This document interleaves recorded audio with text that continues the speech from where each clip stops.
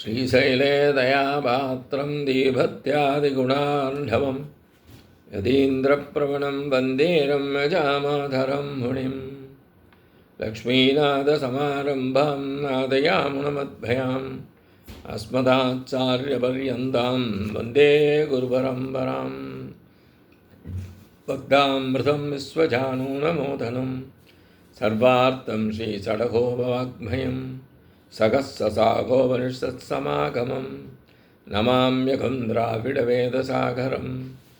திருவழிதினாடென்றும் தென்குருகூரென்றும் மறுவினியவன் பொருடல் என்றும் அருமறைகள் அந்த அதிசைதான் அடியினையே எப்பொழுதும் சிந்தியாய் நெஞ்சே தெளிந்து ஏத்த பெருங்கீர்த்தி ராமானுஜ முனிதன் வாய்த்த மலர்பாதம் வணங்குகின்றேன்.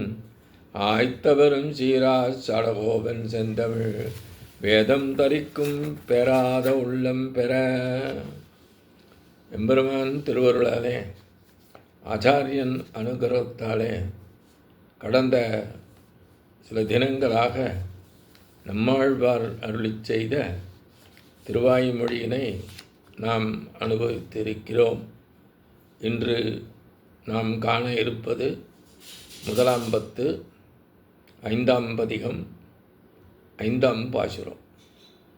மானே நோக்கி மடவாளை மார்பில் கொண்டாய் மாதவா, கூனே சிதைய உண்டைவில் நிறத்தில் தெரித்தாய் கோவிந்தா, வானோர் சோதி மணிவண்ணா மதுசூதா நீருளாய், உன் தேனே மலரும் திருப்பாதம் சேருமாறு வினையேனே.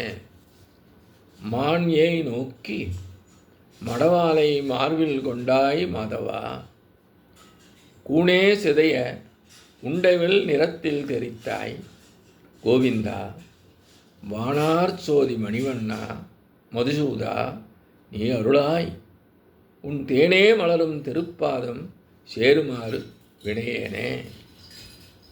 மானை நோக்கி மடவாளை, மானை நிகர்த்த பார்வையை உடைய பெரிய பிராட்டியை மார்பில் கொண்டாய் மாதவா, திருமார்பிலே உடையவனாய், அது காரணமாக மாதவன் என்ற திருநாமம் பெற்றவனாய், கோவிந்தா கோவிந்தனே, வானோர் சோதி விண்ணலகம் அடையும்படியான ஒளியை உடைய மணிவண்ணா நீலமணி போன்ற நிறமுடையவனே, மதுசூதா மது என்ற அசுரனை அழித்தவனே, கூனே சிதையா கூனியின் கூன் ஒன்றே நிமிரும்படி உண்டைவில் நிறத்தில் சுண்டு விரல்களை நிமிர்க்கிற ரீதியில சிறிதும் சிரமமின்றி தெரித்தாய் நிமிர்த்தவனே, நீ உன்னுடைய தேனே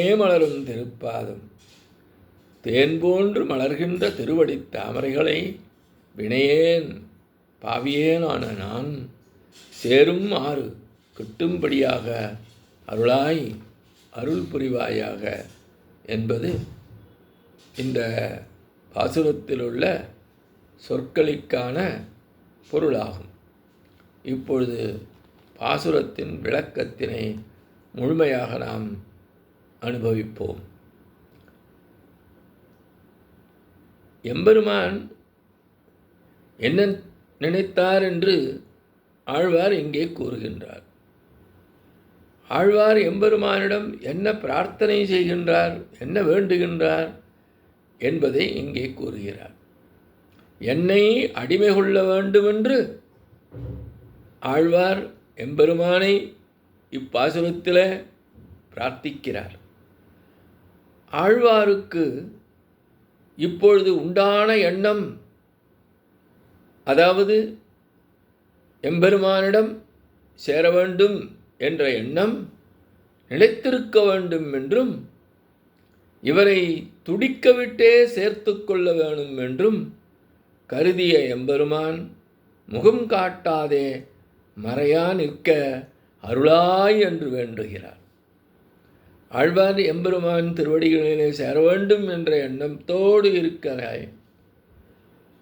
ஆனால் எம்பெருமான் உடனே சேர்த்து கொள்ளக்கூடாது.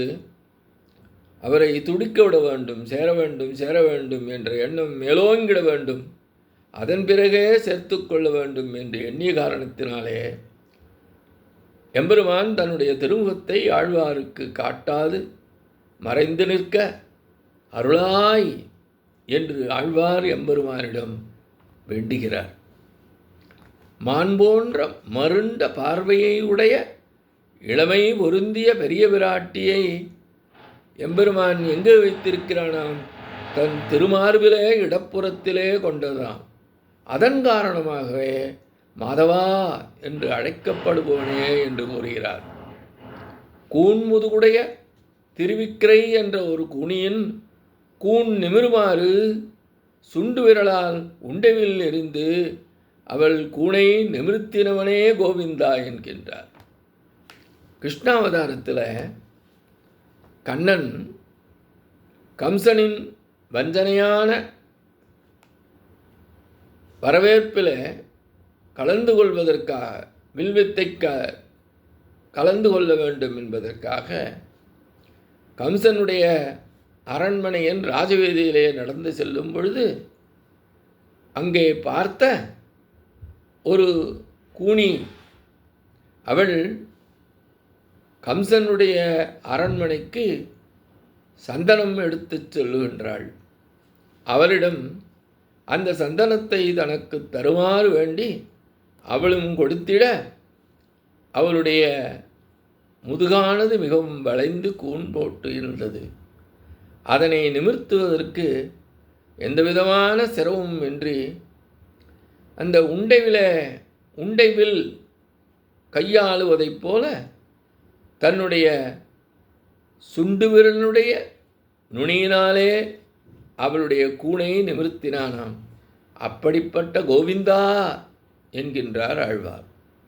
வானுலகும் இடையும்படியான ஒளியை உடைய நீலமணி போன்ற நிலமுடையவனே, மது என்ற அரக்கனை அழித்தொழித்தவனே மதுசூதா, கொடிய வினைகள் செய்து அல்லற்படும் இந்த அடியேனை உன்னுடைய தேன் துளிர்க்கும் செந்தாமரை வலு போன்ற திருவடிகளிலே நாயினேன் பெறும்படி அருள் புரிய வேண்டும் என்று வேண்டிக் கொள்கின்றார்.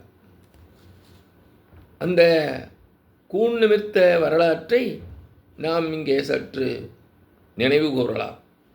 பலராமனும் கண்ணனும் கம்சன் அழைப்பின் பேரில் வில்விழாவிற்கு சென்ற தருணத்திலே வழியிலே கூனி ஒருத்தி அரசனுக்கு சந்தன கிண்ணத்தை ஏந்தியவாறு செல்லும்போது அவரிடம் இந்த சந்தனப்பூச்சை தனக்களிக்க கண்ணன் வேண்ட அவளும் அப்படியே திருவுள்ளம் பற்றுங்கள் என்று சமர்ப்பிக்க, அதனாலே உகப்படைந்த கண்ணன் தன் நடுவிரலும் முன்விரலும் கொண்ட நுனிக்கையாலே அவள் மோவாய்க்கட்டையை பிடித்து அவள் கூனை நிமிர்த்தினான் என்பது வரலாறு.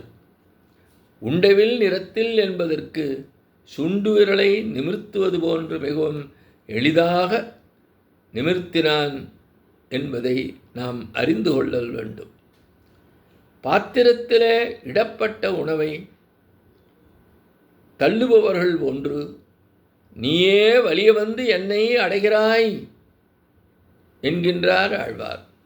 அவ்வாறு நீயே வந்து என்னை அடைய முயற்சிக்கும் பொழுது அதனை ஏற்காமல் உன்னை விட்டு நான் அகல எண்ணுவது என்பது எனது பாவங்களின் காரணமாகவே ஆகும்.